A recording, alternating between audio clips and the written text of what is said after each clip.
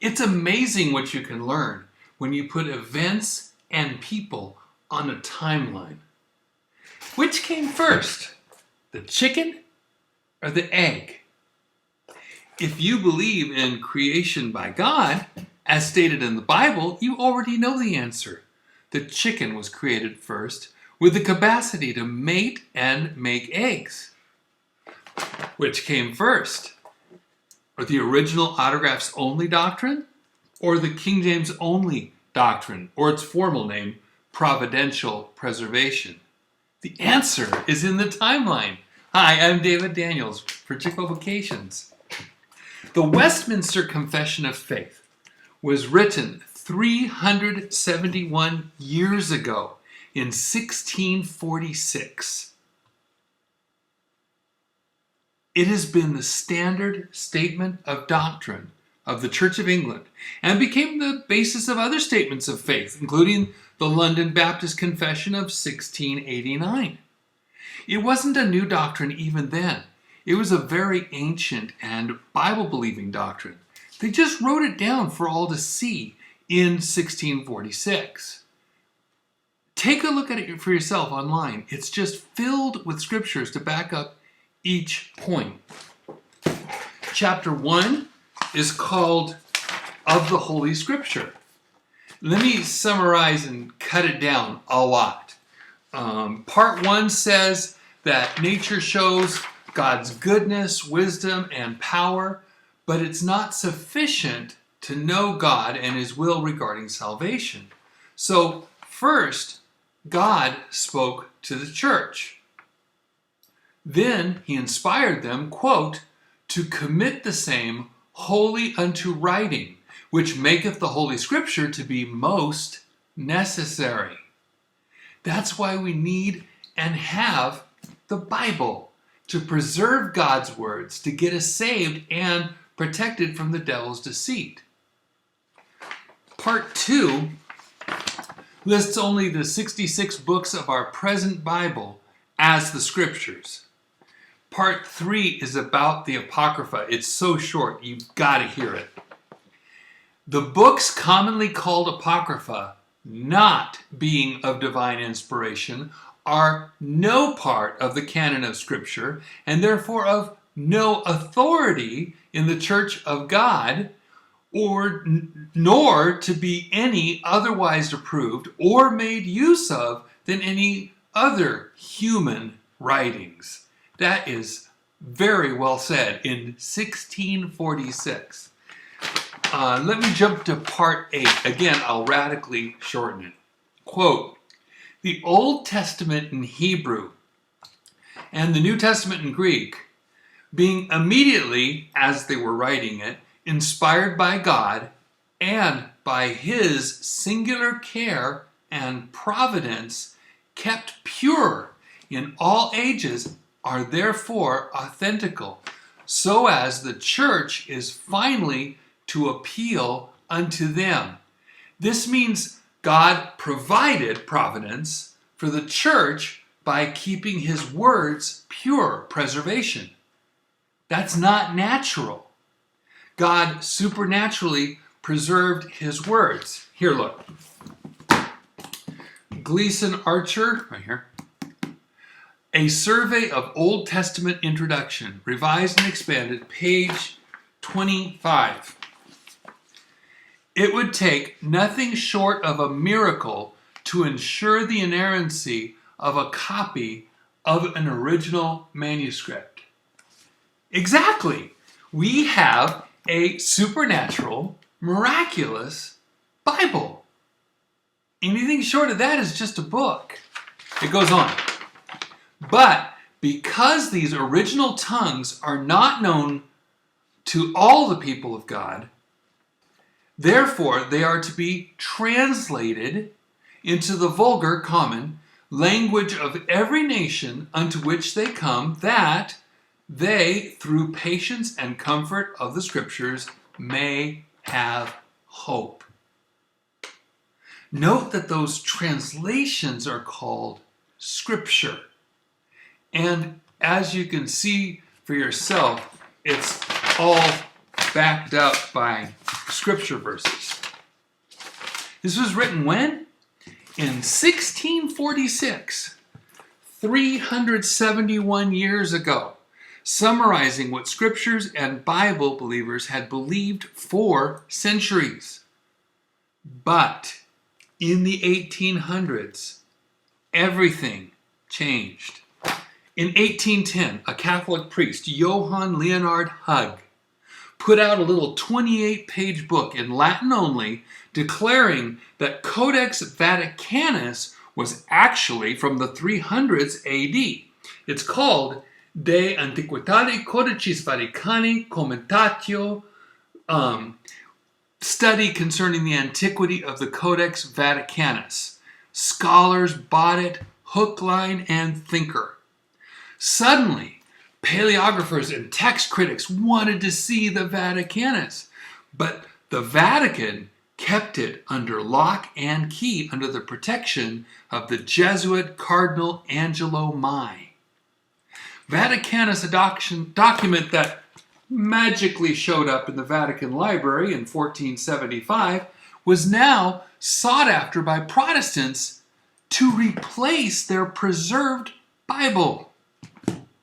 But it was only one book. Text scholars knew there was nothing to compare it to.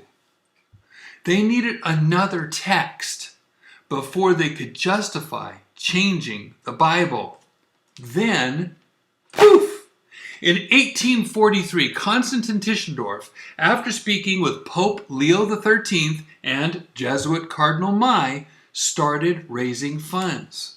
Then, when he had raised enough money in 1844, Tischendorf made a beeline to Cairo to get permission, then 275 miles across desert to St. Catherine's Monastery, where he just happened to find exactly what all the scholars were looking for at that time.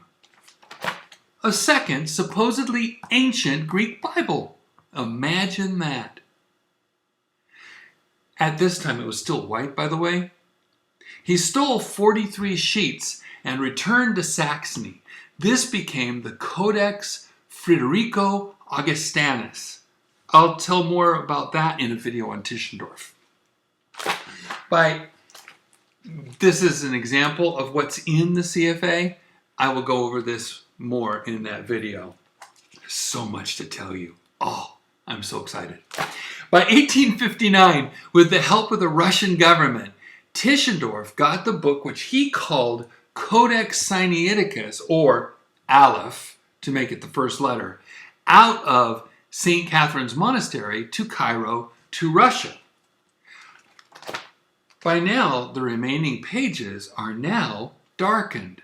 On the left is 1844. On the right is 1859, the very next page in the quire. Then he published typeset facsimiles starting in 1862. After 2 unsuccessful visits to the Vatican, finally the Pope gave Tischendorf the privilege of checking over the Codex Vaticanus, which he published in 1867. See all those things? Those are all the abbreviations of the great accolades that Tischendorf got. Now, there were 2 codices. 1, 2, for the paleographers to fight over. And that was what Brooke Foss Westcott and Fenton John Anthony Hort were waiting for. From that time, Hort started working fervently on a new theory that wherever Sinaiticus and Vaticanus agreed either to add words or to take away words, that would become their new Greek text. There were 2 convocations, deciding bodies for the Church of England. The smaller Northern Convocation in York and the larger Southern Convocation in Canterbury. They had to have permission to revise the English Bible. The Northern Convocation said no. But on February 10th, 1870, the Southern Convocation said yes.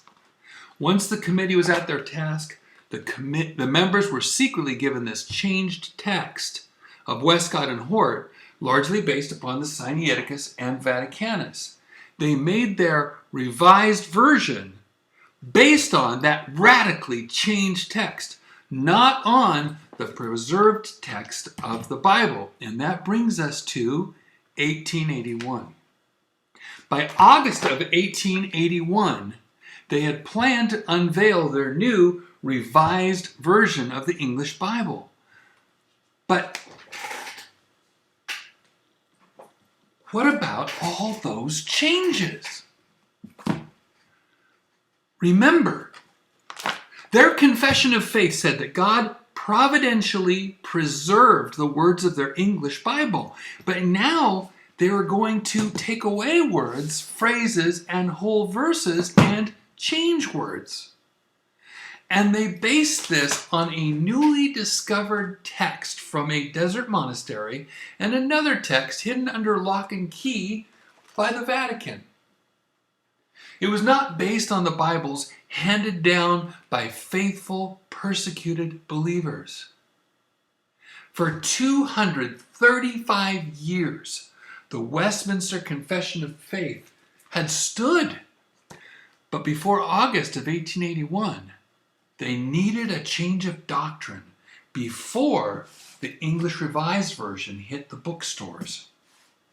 Get this, just 4 months before that, in April of 1881, two Princeton professors went to work to change the Westminster Confession regarding preservation. These two, principal of Princeton Seminary, Archibald Alexander Hodge, and professor of theology, Benjamin Breckinridge Warfield. Say that 3 times real fast. They modified the doctrine of inspiration and preservation. Listen to this. We do not assert that the common text, but only that the original autographic text was, past tense, inspired. Instead of openly rejecting the statement of faith, they changed the statement of faith. So when 4 months later, Westcott and Hort's gutted New Testament hit the shelves, they could feel theologically justified in rejecting the King James Bible. Now, in churches all over the world, people think that OAO, original autographs only, is the original doctrine. Once again, providential preservation, 371 years old. Original autographs only, just 136 years old. It's a doctrine no older than the English Revised Version itself. It's no coincidence, it's perfect timing. Original autographs only was a doctrine made up to support Westcott, Hort, Tischendorf, and Tregelles, and the brand new Bible based on the Sinaiticus and the Vaticanus. That's where the modern doctrine came from. That's where the modern Bibles came from. We base our faith on a promise by God. They base their faith on a doubt. We trust God's ability to keep his promises. They doubt God and trust text critic men to tell them which texts they can believe or not. It's called the Christian faith, not the Christian doubt. We are willing to place 100% faith in God's book.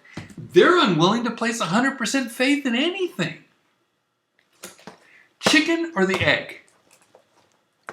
Providential preservation or original autographs only?